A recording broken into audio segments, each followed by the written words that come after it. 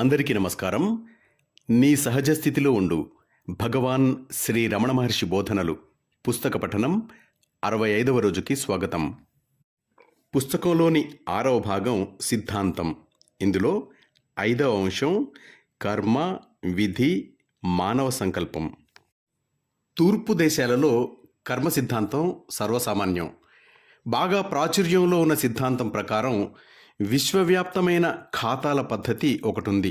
దాని ప్రకారం ప్రతివారు తమ చేష్టల అంటే కర్మల యొక్క ఫలితాన్ని అనుభవించాలి.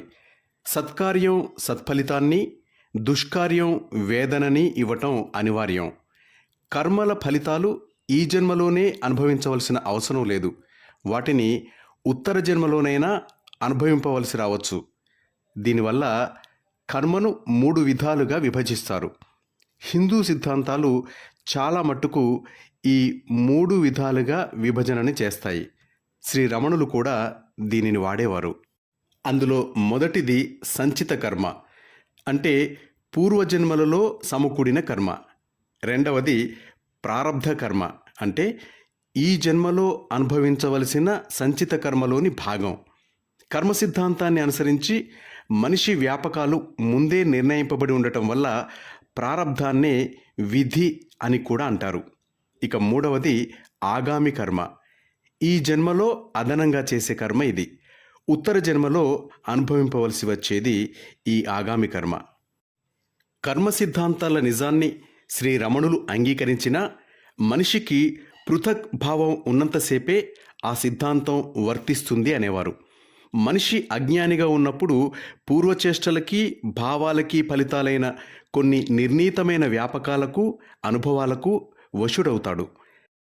మనిషికి సంబంధించిన ప్రతి పని అనుభవము పుట్టినప్పుడే నిర్ణయమైపోతాయని, మనిషికి ఉన్న స్వేచ్ఛ అంతా పనిచేసేవాడు కానీ అనుభవించేవాడు కానీ ఎవరూ లేరు అని గ్రహించటమే అని అప్పుడప్పుడు అనేవారు. ఆత్మసాక్షాత్కారమైన తరువాత కర్మ ఫలితాలను అనుభవించేవారు ఎవ్వరూ ఉండరు. అందువల్ల కర్మ సిద్ధాంతం అప్రస్తుతం అవుతుంది. శ్రీ రమణులు భగవంతుని సంకల్పానికి రూపం కర్మ అనేవారు. ఆత్మసాక్షాత్కారానికి పూర్వం వ్యక్తిగత ఈశ్వరుడు ఉన్నాడని, ఆయనే మనిషి యొక్క అదృష్టాన్ని నియంత్రిస్తాడని అనేవారు శ్రీ రమణులు. ప్రతి మనిషి తన చేతల ఫలితాలని అనుభవింపవలసిందేనని నిర్ణయించేది, ఆ ఫలితాలని ఏ క్రమంలో అనుభవించాలో నిర్ణయించేది కూడా ఈశ్వరుడే. దేహాత్మబుద్ధి ఉన్నంత వరకు ఈశ్వరుని పరిధి నుంచి ఎవరూ తప్పించుకోలేరు. కర్మకి పూర్తిగా అతీతం అవటానికి ఒకే ఒక మార్గం ఆత్మసాక్షాత్కారం పొందటం. మాస్టర్స్, కర్మ, విధి, మానవ సంకల్పం అనే ఈ అంశంపై భక్తుల ప్రశ్నలకు భగవాన్ చెప్పిన సమాధానాలు విందాం.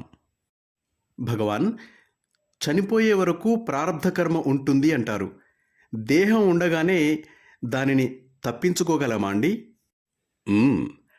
అది సాధ్యమే. కర్మ అహంకారం మీద ఆధారపడుతుంది. ఇది దేహానికి ఆత్మకి నడుమ వస్తుంది.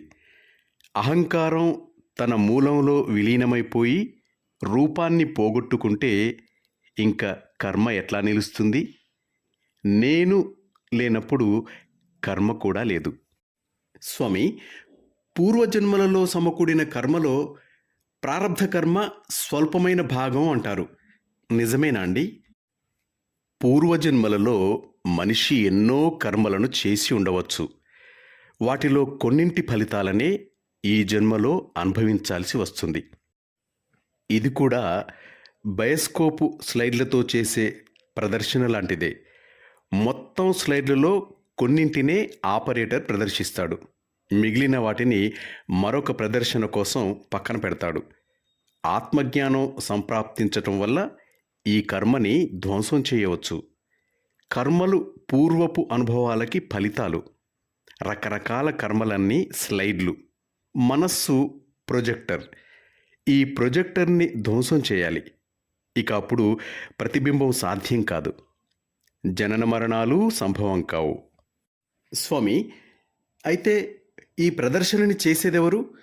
సంచిత కర్మలో కొంత భాగాన్నే ఎంపిక చేసి ప్రారబ్ధ కర్మగా అనుభవించాలని ఎవరు నిర్ణయిస్తారండి? కర్మలని అనుభవించాల్సింది ఆయా వ్యక్తులే అయినా ఆ కర్మల ఫలితాలని ఎప్పుడు అనుభవించాలో నిర్ణయించేది ఈశ్వరుడే. ఇది తన ప్రయోజనం బట్టే నిర్ణయిస్తాడు. భగవంతుడు కర్మ ఫలితాలనే అటూ ఇటూ నడిపిస్తాడు. వాటికి ఏమి చేర్చడు, ఏవి తీసివేయడు. మనిషి యొక్క అవ్యక్త చేతనం అంటే సబ్కాన్షియస్ మంచి చెడుల కర్మల గిడ్డంగి. ఆ వ్యక్తి యొక్క ఆధ్యాత్మిక వికాసానికి ఏది మంచిదో దానిని ఆ గిడ్డంగిలో నుంచి ఈశ్వరుడే ఎంచుతాడు. అది సుఖప్రదమైనా కావచ్చు, బాధాకరమైనా కావచ్చు. ఇందులో నిర్హేతుకత ఏమీ లేదు. స్వామి, ఉపదేశసారం అనే శ్లోకంలో భగవంతుని అంటే కర్త యొక్క ఆజ్ఞ ప్రకారమే కర్మ ఫలాన్ని ఇస్తుంది అని మీరు సెలవిచ్చారు. అంటే కేవలం భగవంతుని సంకల్పం వల్లనే కర్మ ఫలితాలని అనుభవించటం జరుగుతుందా? ఆ శ్లోకంలో కర్త అంటే భగవంతుడు లేదా ఈశ్వరుడు. ఎవరి కర్మానుసారం వాళ్ళకి ఆయా ఫలితాలని పంచిపెట్టేవాడు. అంటే ఆయన బ్రహ్మానికి అభివ్యక్త రూపం అన్నమాట. అసలైన బ్రహ్మం రూపరహితం, చలనరహితం. రూపం దాల్చిన బ్రహ్మనే ఈశ్వరుడు అంటాం.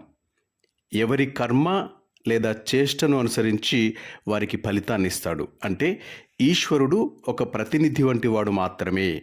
శ్రమని బట్టి బత్తెమిస్తాడన్నమాట. అంతే. ఈశ్వరుని ఈ శక్తి లేకపోతే కర్మ సంభవం కాదు. తానుగా కర్మ జడం, చలనం లేనిది. ఇప్పటి అనుభవాలన్నీ పూర్వపు కర్మల ఫలమే అయితే పూర్వం చేసిన తప్పులు తెలిస్తే వాటిని సరిదిద్దుకోవటం వీలు పడుతుందా స్వామి? ఒక తప్పుని దిద్దుకున్నా సంచిత కర్మలో ఇంకా ఎన్నో మిగిలి ఉన్నాయి. అవన్నీ ముందు ముందు ఎన్నో జన్మలనిస్తాయి. కాబట్టి ఆ పద్ధతి కాదు అవలంబించాల్సింది.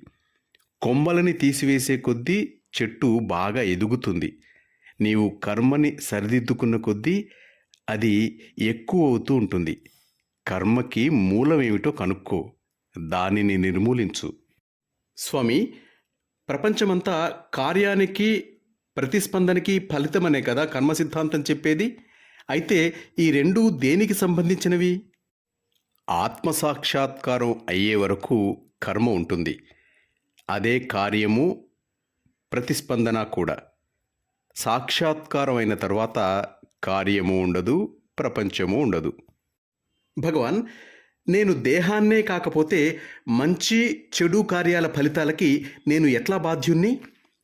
నీవు దేహానివి కాకపోయినా, నేను కర్తని అనే భావం లేకపోయినా, నీవు చేసిన మంచి చెడు కార్యాల ఫలితాలకు నీపై ప్రభావం ఉండదు. దేహం చేసే పనులను నేను చేశాను అని ఎందుకు చెప్పుకుంటావు?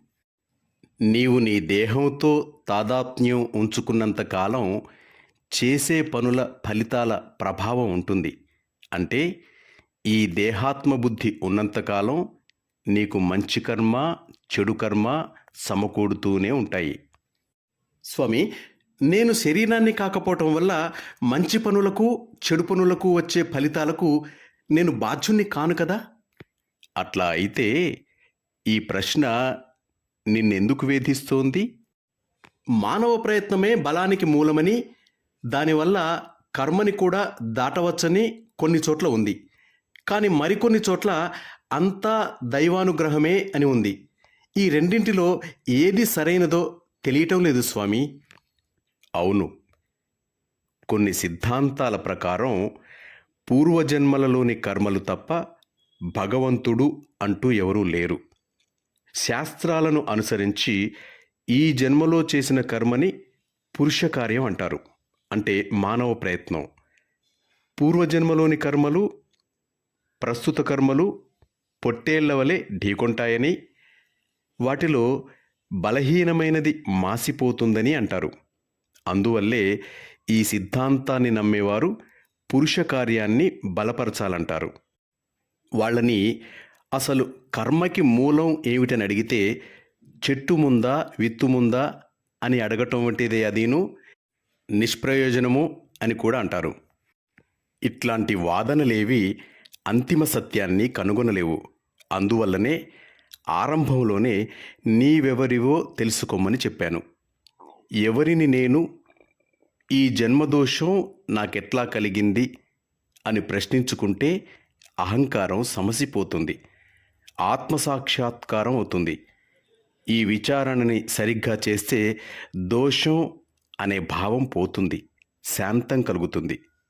కలగటమేమిటి? తానుగా ఆత్మ ఉంటుంది.